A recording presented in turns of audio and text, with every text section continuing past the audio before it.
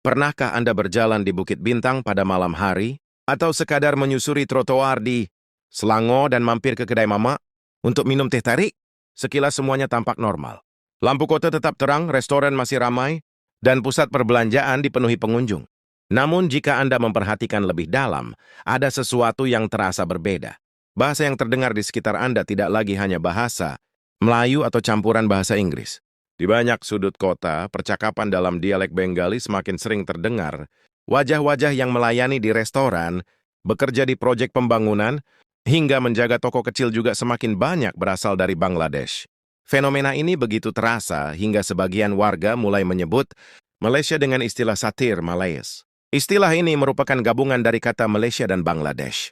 Awalnya hanya muncul sebagai lelucon di media sosial, tetapi perlahan berubah menjadi simbol kecemasan sebagian masyarakat. Banyak orang mulai bertanya-tanya apakah perubahan yang terjadi di negara mereka hanyalah fase sementara atau sebuah transformasi sosial yang jauh lebih besar. Apa yang dulu dianggap rumor atau cerita yang dilebih-lebihkan, kini mulai didukung oleh data dan kenyataan di lapangan. Dalam beberapa tahun terakhir, terutama setelah pandemi COVID-19 mereda, Malaysia membuka kembali pintu bagi tenaga kerja asing. Banyak sektor ekonomi membutuhkan pekerja dalam jumlah besar untuk memulihkan aktivitas yang sempat terhenti. Industri konstruksi, manufaktur, perkebunan, hingga layanan makanan kembali membutuhkan tenaga kerja dengan cepat. Namun yang terjadi kemudian adalah sesuatu yang tidak sepenuhnya diperkirakan oleh banyak orang. Gelombang pekerja dari Bangladesh masuk dalam jumlah yang sangat besar. Data resmi dari Kementerian Sumber Daya Manusia Malaysia dan Departemen Statistik Malaysia menunjukkan bahwa hingga pertengahan tahun 2025, pekerja asal Bangladesh menjadi kelompok tenaga kerja asing terbesar di negara tersebut. Jumlahnya tercatat lebih dari 800.000 orang. Angka ini setara dengan sekitar 37% dari seluruh tenaga kerja asing yang memiliki izin kerja resmi. Indonesia, yang selama puluhan tahun dikenal sebagai pemasok tenaga kerja terbesar di Malaysia, kini berada di posisi kedua dengan jumlah sekitar 500.000 orang. Nepal berada di posisi berikutnya dengan lebih dari 3.000 pekerja. Namun angka-angka tersebut sebenarnya hanya menggambarkan sebagian kecil dari situasi yang sebenarnya.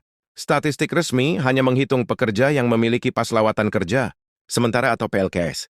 Di luar itu masih ada pekerja tanpa dokumen, Amerika yang datang dengan visa pelajar tetapi bekerja secara informal, serta mereka yang sudah lama tinggal dan bekerja di berbagai sektor ekonomi. Jika semua kategori tersebut dihitung, banyak pengamat memperkirakan jumlah warga Bangladesh di Malaysia bisa mendekati atau bahkan melampaui 1 juta orang. Kehadiran mereka begitu terasa karena sebagian besar bekerja di sektor-sektor yang sangat terlihat oleh masyarakat. Jika Anda melihat gedung pencakar langit baru yang sedang dibangun di Kuala Lumpur, kemungkinan besar para pekerja di balik proyek tersebut berasal dari Bangladesh. Di pabrik-pabrik di Penang, di perkebunan kelapa sawit di Sabah dan Sarawak, hingga di restoran kecil di pinggir jalan, tenaga kerja Bangladesh memainkan peran yang sangat besar. Mereka bukan sekadar bagian dari sistem ekonomi, tetapi telah menjadi wajah sehari-hari dari berbagai aktivitas produksi di Malaysia. Berbeda dengan para ekspatriat dari negara barat atau negara maju yang biasanya bekerja di kantor-kantor besar dan jarang terlihat dalam kehidupan sehari-hari masyarakat, para pekerja Bangladesh berada di ruang publik. Mereka melayani pelanggan di restoran, menjaga toko kecil, bekerja di proyek konstruksi, dan menjalankan berbagai pekerjaan yang menopang aktivitas kota. Karena itu, kehadiran mereka menjadi sangat terlihat, terutama saat beberapa sepa di Kuala Lumpur, Selangor, dan Penang. Konsentrasi yang tinggi di wilayah urban membuat perubahan demografi terasa lebih cepat. Di beberapa lingkungan tertentu, bahasa yang terdengar di jalanan tidak lagi didominasi bahasa Melayu. Inilah yang memicu berbagai diskusi dan perdebatan di media sosial tentang identitas nasional dan masa depan tenaga kerja di Malaysia. Namun pertanyaan yang paling sering muncul adalah, mengapa jumlah pekerja Bangladesh bisa meningkat begitu cepat? Apakah ini semata-mata karena Malaysia membutuhkan tenaga kerja murah, atau ada faktor lain yang lebih kompleks di baliknya? Sejumlah laporan investigasi internasional mencoba mengungkap sisi lain dari fenomena ini. Salah satunya adalah laporan yang menyebut adanya praktik korupsi dalam sistem rekrutmen tenaga kerja asing. Sistem perekrutan pekerja migran dalam Beberapa kasus melibatkan jaringan netizen dan perantara yang sangat luas. Para pekerja yang ingin bekerja di Malaysia seringkali harus membayar biaya yang jauh lebih tinggi daripada tarif resmi yang ditetapkan pemerintah. Dalam banyak kasus, biaya tersebut bisa mencapai beberapa kali lipat dari harga sebenarnya. Untuk membayar biaya itu, banyak calon pekerja terpaksa berhutang dalam jumlah besar di negara asal mereka. Akibatnya ketika mereka tiba di Malaysia, mereka sudah berada dalam kondisi terjebak dalam jeratan hutang. Situasi ini membuat mereka tidak memiliki banyak pilihan selain menerima pekerjaan, apapun yang tersedia, bahkan jika kondisi kerja yang mereka hadapi tidak ideal. Beberapa organisasi hak pekerja menyebut praktik semacam ini sebagai bentuk modern dari perbudakan ekonomi. Para pekerja secara teknis datang secara legal, tetapi tekanan hutang membuat mereka hampir tidak memiliki kebebasan untuk berpindah pekerjaan atau menolak perlakuan yang tidak adil. Kasus-kasus eksploitasi pekerja migran juga beberapa kali mencuat ke publik. Ada laporan tentang perusahaan yang tidak membayar gaji pekerja selama berbulan-bulan, sementara paspor mereka ditahan oleh perusahaan.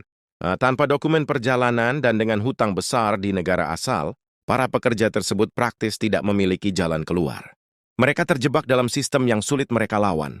Di sisi lain, kehadiran tenaga kerja asing dalam jumlah besar juga memunculkan berbagai kekhawatiran di kalangan masyarakat lokal. Salah satu kekhawatiran yang paling sering dibicarakan adalah tekanan terhadap tingkat upah. Banyak pekerja lokal merasa bahwa keberadaan tenaga kerja murah membuat perusahaan enggan menaikkan gaji. Logika yang sering terdengar adalah, jika seorang pekerja lokal menolak pekerjaan dengan gaji tertentu, masih ada banyak pekerja migran yang bersedia menerima gaji tersebut. Selain soal upah, ada juga kekhawatiran tentang tekanan terhadap fasilitas publik. Dengan jumlah penduduk non-warga negara yang diperkirakan mencapai jutaan orang, layanan seperti transportasi umum, rumah sakit, dan perumahan menjadi semakin padat.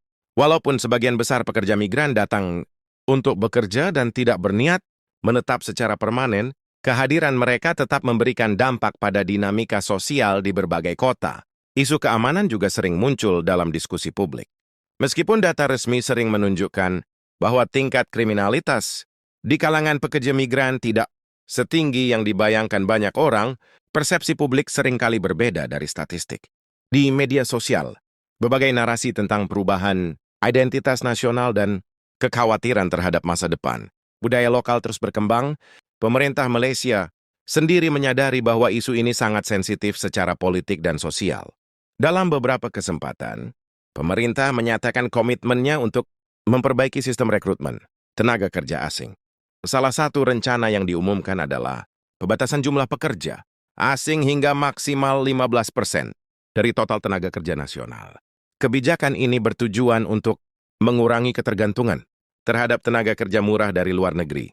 Selain itu, pemerintah juga menjalin kerjasama dengan pemerintah Bangladesh untuk memperbaiki mekanisme perekrutan dan mengurangi praktik perantara yang merugikan pekerja.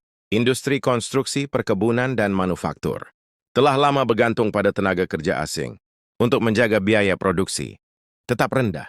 Mengurangi jumlah pekerja migran secara drastis bisa menimbulkan dampak ekonomi yang besar. Karena itulah banyak pengamat mengatakan bahwa Malaysia sebenarnya berada dalam posisi yang cukup rumit. Di satu sisi, negara ini membutuhkan tenaga kerja asing untuk mempertahankan pertumbuhan ekonomi. Di sisi lain, ketergantungan yang terlalu besar terhadap pekerja migran juga menimbulkan berbagai tantangan sosial dan politik. Fenomena yang disebut sebagai Malayes mungkin terdengar seperti sebuah sindiran. Tetapi di balik istilah tersebut, terdapat pertanyaan yang jauh lebih serius tentang masa depan ekonomi dan masyarakat Malaysia.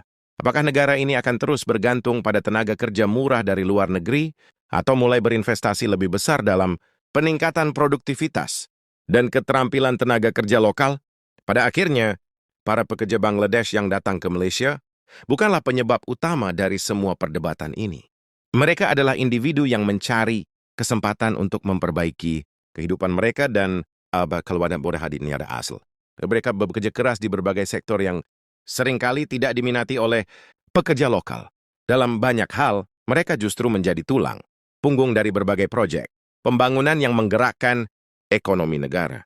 Namun fenomena ini juga menunjukkan adanya kelemahan dalam sistem rekrutmen tenaga kerja global yang memungkinkan praktik-praktik tidak transparan berkembang. Jika sistem tersebut tidak diperbaiki, maka jumlah pekerja migran akan terus meningkat seiring dengan kebutuhan industri. Pertanyaan besar yang kini muncul adalah, bagaimana Malaysia akan menyeimbangkan kebutuhan ekonominya dengan stabilitas sosial jangka panjang?